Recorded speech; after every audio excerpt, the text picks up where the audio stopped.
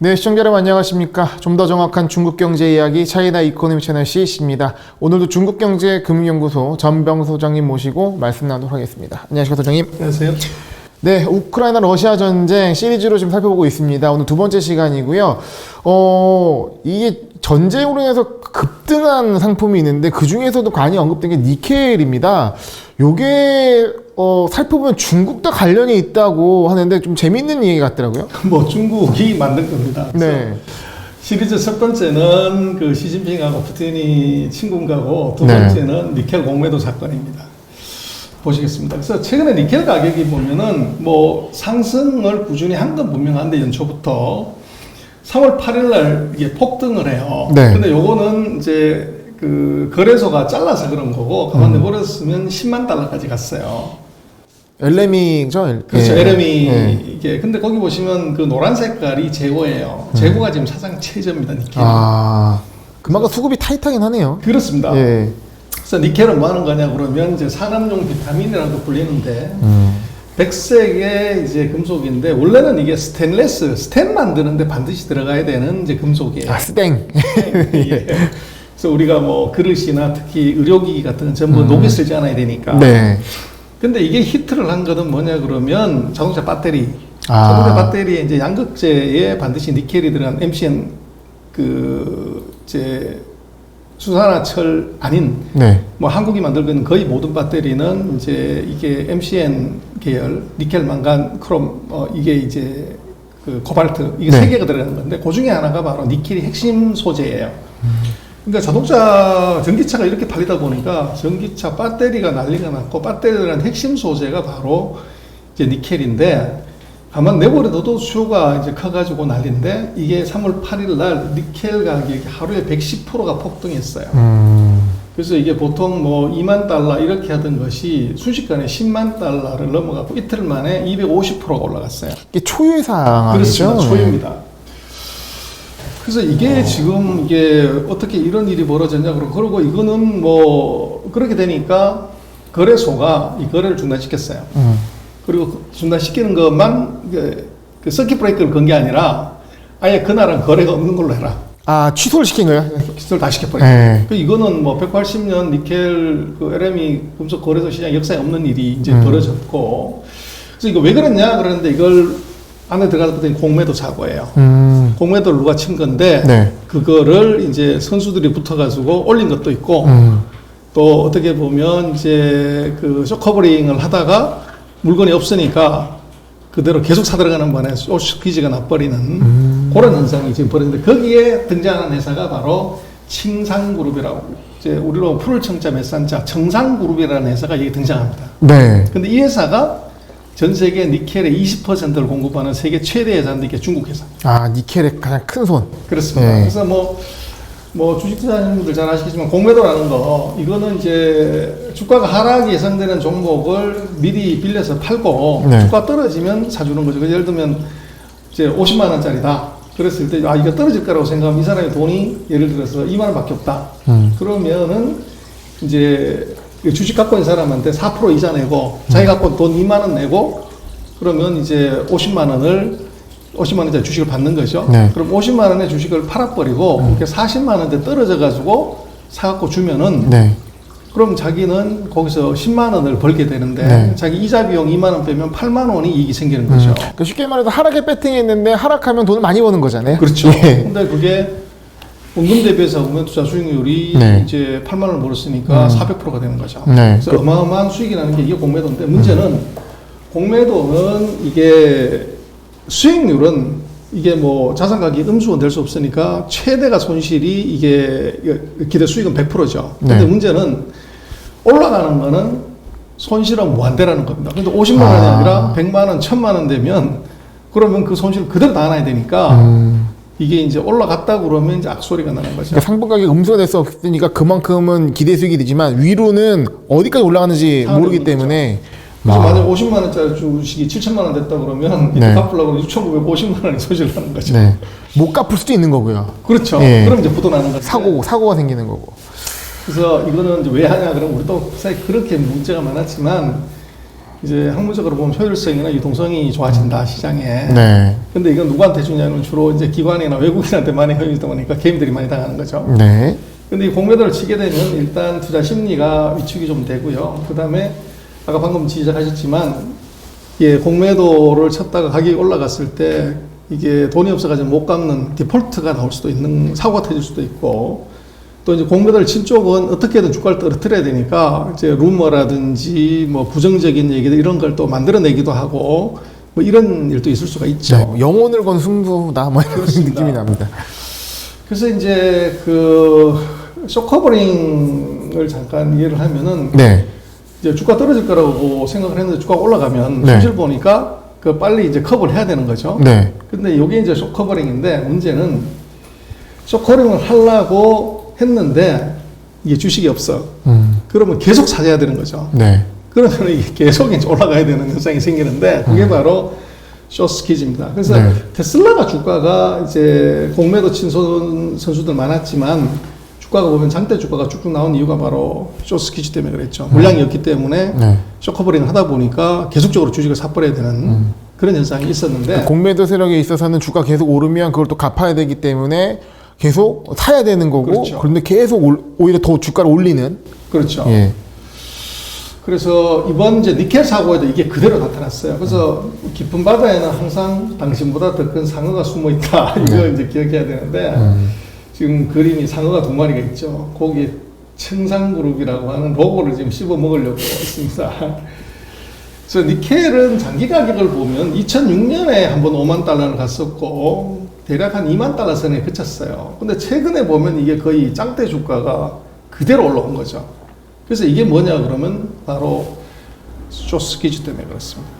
그래서 청산그룹 공매도에는 지금 청산그룹이라는 회사가 중국 회사인데 비상장 회사예요. 네. 그런데 이 회사가 전 세계 스테인레스 강 생산의 세계 1위고 니켈 생산도 세계 1위입니다. 그리고 이제 포춘 500대 기업에서 329등 하는 무지 큰 회사예요. 그러니까 니켈도 생산을 하고 니켈도 많이 쓰고. 그렇습니다. 그러니까 니켈에 있어서 진짜 큰 손. 니켈 진짜 큰 손, 세계 1등 하는 회사. 그래서 이게 지금 니켈 공장이고 어우 세련돼 보이네요. 오른쪽에 있는 사람이 이 회사의 회장인데요. 시앙 광따라고 하는 사람입니다. 이 사람이 지금 트레이딩을 한 거죠? 너무 쉽겠겠죠. 그래서 3월 7일 날 LME 금속 가격이 이게 뭐 4만 달러, 5만 달러, 6만 달러, 7만 달러에서 10만 달러를 휙 올라갔고 그 바람에 이제 그 20만 톤 가까운 거를 공매도를 쳤던 그 칭산그룹이 강제 청산 위기에 들어갔어요. 그래서 거의 한 80억 달러 정도, 한 8조 정도로 하루 만에 날리는 이제 그런 일이 이제 벌어지게 생겼어요. 그래서 이건 이제 니켈 시장을 한번 보면 전 세계 니켈 생산을 보면은 이제 인도네시아가 가장 큽니다. 31%. 그리고 두 번째가 필리핀이에요. 24%. 그리고 러시아가 한 12% 정도예요. 중국은 4%. 뭐 중국도 안 하는 게 없지만 하여간 4%밖에 안 돼요. 그래서 인도네시아가 1등. 네. 그래서 가장 많이 생산을 하는데 3월 8일 날 지금 가격 지표가 이렇습니다. 보시면은 거의 짱대 주가가 나왔죠. 네. 이게 바로 숏스퀴즈입니다. 그냥 10만 달러까지 그냥 가버렸고 네. 이거를 이제 사고 친 사람이 바로 오른쪽에 보이는 청산그룹입니다. 그래서 왜 청산이냐고 그랬더니 이 회사 회장이 푸른 언덕은 변하지 않고 푸른 물은 영원히 흐른다. 그래서 이제 청산이라고 회사 이름을 지었고 네. 이 회사의 원래 그 주품목은 바로 오른쪽에 보시는 스테인리스 랑이에요. 네. 요걸 이제 주로 하는 회사인데 이 사람이 온조우 사람입니다. 중국의 유태인이라고 그러죠. 온조우 장인들 거기 출신이고 그래서 이 회사는 그 니켈 중에서 이제 두 가지가 쓰이는데 스테인리스 강에 들어가는 니켈이 있고 그 전기차에 들어가는 니켈이 있고 두 개를 다 해요. 그래서 중국의 니켈 대왕이다 이런 별명이 있는데 문제는 자회사가 212개나 됩니다.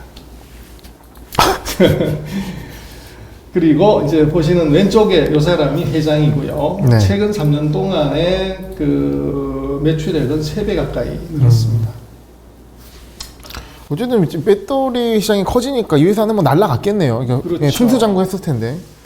그래서 이제 이 양반이 이제 자기의 그 성공 스토리를 지금 얘기하고 있는데 원래 뭐랬냐면 그 문틀 알루미늄 뭐 이제 이런 스테인리스 문하고 자동차 문을 만들던 회사예요. 그래서 문을 만들다가 보니까 야 문짝만 만들다가는 안 되겠다 해서 이제 철강으로 들어오고 네. 철강을 하다가 이제 광산까지 들어가는 이제 그런 쪽으로 사업을 했었고요. 근데 이 양반이 지금 보기에는 굉장히 촌스러워 보이지만 지금 앨런 머스크가 인상을 쫙 쓰고 있는데 앨런 머스크가 가장 부러워하는 회사입니다. 앨런 머스크가 지금 가장 탐내는 회사가 바로 이 회사인데 네. 지금 이 전기차에서 니켈이 무지 중요한데 니켈을 가질 수가 없는 거죠. 배터리를 못 만드니까. 그래서 이 청산그룹 같은 회사를 하나 먹으면 이건 완전 대박인데 근데 특이한 건 이 사람은 언론에 거의 나타나질 않아요. 완전 숨은 이제 은둔의 경영자고 그리고 이제 놓고 보면은 회사를 상장하지도 않고 이제 그러다 보니까 이런 일이 벌어졌는데 근데 문제는 어떻게 이렇게 스타가 됐냐 그러면 결국 이제 성견지명입니다. 이 사람이 아까 보셨지만 인도네시아가 전 세계 최대의 니켈 광산이 있는데요. 네. 이제 여기에 2009년인가에 투자를 이미 했어요. 아, 광산에. 그렇죠. 네. 근데 인도네시아가 2014년부터 이제 그 광산을 국유화하기 시작을 합니다. 그래서 외국인들 투자 안 받고. 네. 근데 이 사람은 이미 들어가 있었기 때문에 아, 그건 인정해주고. 그 예외가 된 거죠. 네. 그러다 보니까 거의 인도네시아에서 유일하게 이제 니켈광을 그 원광을 그냥 채취해가지고 갖고 나올 수 있고 가공할 수 있는 또 그리고 인도네시아의 관계를 좋게 가졌던 거죠. 그러다 보니까 이제 니켈에서 세계 최대의 이제 마켓시어를 가진 회사가 됐고 그러다 보니까 이제 니켈 원석부터 정년 스테인리스까지 완전히 일관 생산 체계를 갖췄고 그래서 전 세계 스테인리스 시장에서 점유율이 20% 정도 갖고 있습니다. 5분의 1요. 네. 그러다 보니까 이게 이제 그 시장의 파워가 굉장히 커졌고 그리고 이 사람이 그 중국에서 장사 속이 가장 밝다고 뭐 우리 같으면 이제 개성상인이라고 할 사람들이 바로 온조우인데 네. 바로 온조우 출신입니다. 장사를 무지 잘하는 사람이고 그래서 여기에 보면 오른쪽이 이제 그 광물이고 이거를 재련소에서 녹여 갖고 이제 만드는 거죠. 그 작년도에 포춘 500대 기업 랭킹은 279등 했고요. 이 후른 부자 순위에서 한 215억 정도 자기 재산이 있고요. 그래서 이제 어떻게 이 니켈 공매도를 했냐를 놓고 보면 이제 이 양반들 같은 경우는 그 사이에 니켈을 전 세계에서 가장 많이 생산하고 가장 많이 다루어봤기 때문에 시장을 너무 잘하는 거죠. 네. 아까 보셨지만 니켈 가격이 계속적으로 올랐으니까 아 이게 좀 피크 칠 때가 됐다. 그래서 이제 자기네들이 20% 마켓을 갖고 있으면 자신이 있었던 거죠. 숏을 쳐가지고 가격을 좀 떨어뜨리겠다. 아. 그럼 이익도 볼 수가 있고, 네. 이제 해지도 되고. 그래 해지도 되고. 네. 그래서 이제 물량을 20만 톤을 갖다 걸었는데 문제는 이게 재고가 역사상 사상 최저였다는 거죠. 이제 재고가 사상 최저라고 하는 것은 조금만 손을 대더라도 가격이 폭등할 수 있는 위험이 있다는 건데 이게 자기 힘을 너무 믿었던 거죠. 그리고 이제 재고 수준 오른쪽에 보시면 뭐 거의 사상 최저로 계속 내려오는 상황인데 여기에 바로 우크라이나 사태가 같이 터져버린 겁니다. 전쟁 변수도 예상하지 못했을 텐데. 이렇게 예. 내려갔는데 이제 러시아가 공격을 해버리니까 네. 아까 보셨지만 러시아가 전 세계 니켈의 한 11% 정도를 공부를 하는데 이게 지금 쇼트지가 난 거죠. 인도네시아를 확보한다 하더라도 10% 정도 쇼트지가 나니까 그래, 가격이 가격이 폭등하는. 폭등하죠. 네. 그때 이게 이제 숏을 쳤다는 거예요. 그래서 이제 결국은 그 오판인데 그래서 20만 톤의 물량을 이 회사가 현물을 갖고 올 수가 구조적으로 없는 이제 그런 상태고 그러다 보니까 이제 숏 스퀴즈가 발생을 하는데 요거를 보니까 15만 톤은 이제 JP 모간이 이 숏을 거래를 해줬어요. 해줬고 나머지 이제 5만 톤은 자기가 직접 거래를 한 거예요. 그러니까 결국 20만 톤 가까이가 날아가는데 그래서 이 사람들은 왜 이제 그렇게 했냐 그러면 자기네가 인도네시아에서 채취를 해보니까 그 니켈 원가가 한 8,000달러에서 10,000달러 정도밖에 안 된다는 거예요. 근데 20,000달러만 돼도 자기는 10,000을 남기는 거고 지금 40,000달러에서 숏을 치더라도 최악의 경우에도 자기네들은 10,000달러니까 20,000달러까지 떨어진다고 하더라도 10,000달러를 더 벌 수 있다는 거죠. 그래서 자기네는 뭐 자신 있었다고 생각을 했는데 근데 이제 문제는 이게 이 10만 달러가 휙 가버리니까 이거는 뭐 그게 다 무용지물이 돼버린 거죠. 숫자만 그렇게 가버리는 거고 실제 천사를 현물과는 또 전혀 괴리가 없는 생기는 거니까. 현물이 전혀 없는 거죠. 예. 그러다 보니까 이제 그 순식간에 거지될 상황이 생겼는데 드디어 LME가 이거 구조를 해줍니다. 그 180년 LME 역사상 처음으로 그날 거래 없던 걸로 해. 그리고 이 선물 만기 마진콜 다 연장해줘. 이렇게 결정을 내렸다는 거죠. 근데 이 LME가 왜 이렇게 했냐 이거예요. 네. 이게 이제 중요한 변수. 또 중국이라는 변수가 등장하는데 이 LME가요 홍콩 스탁 익스체인지의 자회사입니다. 홍콩이 샀어요. 아, 그래서 이게 이 청산그룹이 대형 사고를 치자 중국 정부한테 악유를 했을 거고 중국 정부가 홍콩 거래소한테 오더를 한 거죠. 그래서 홍콩 거래소는 자기네 자회사는 자기 회사니까 이 LME에다가 거래 취소를 해라. 그러니까 국내 거래소와는 다르게 이제 외국에서는 거래소 자체가 민간 기업이고 홍콩 거래소도 일종 민간 기업인데 홍콩 거래소가 LME를 샀기 때문에 얘는 자회사인 거네요. 그렇죠. 아, 그렇기 때문에 그런 영향력이 미칠 수 있는 그렇죠. 그런 구조. 아, 그런 또 배경이 숨어 있었네요. 그래서 LME가 구세주가 된 겁니다. 그래서 이런 일이 벌써 결국은 이제 놓고 보면은 그 청산그룹이 아까 말씀드렸던 공매도를 했던 것은 오판이라는 게 자기네들로 원가가 $10,000밖에 되지 않기 때문에 네. 4만 달러에서 공매도를 치더라도 2만 달러까지 떨어지더라도 $10,000 먹겠다고 생각을 했는데 거기에 지금 이제 우크라이나 사태가 돌발 변수로 터졌고 네. 그래서 이제 어떤 일이 벌어졌냐 그러면 그게 LME가 보통은 이제 뭐 금속 시장에서는 그 상한가 한가가 없는데 니켈의 그 가격 상한선을 정했어요. 15%. 그래서 하루 15% 이상 못 올라가게끔 네. 하도 뛰어가지고. 네. 그래서 이런 일이 벌어졌다는 거고요. 그래서 이제 결국은 이게 놓고 보면 그 중국 기업들이 이게 해외 파생상품 시장에서 잘 모르고서 이제 무식하게 덤벼들다가 터진 건데 이게 처음이냐 그게 아니고 97년부터 중국이 선물 시장에서 터진 게 무지 많아요.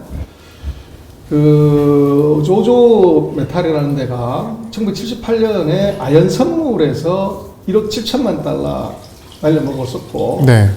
그 중앙 석유가 석유 콜옵션에서 5억 4천만 달러 날려먹었고요. 에어차이나 뭐 동방항공 얘들도 이제 돈 날려먹었고 중국에서 제일 큰 그 화물 운송회사인 포스코도 불이 해칭 해가지고 여기서 13억 6천 날려먹었고요.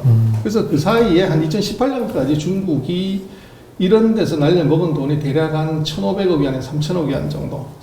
그러니까 우리로 됐을 때 5, 60조 정도 날려먹었다는 거죠. 네.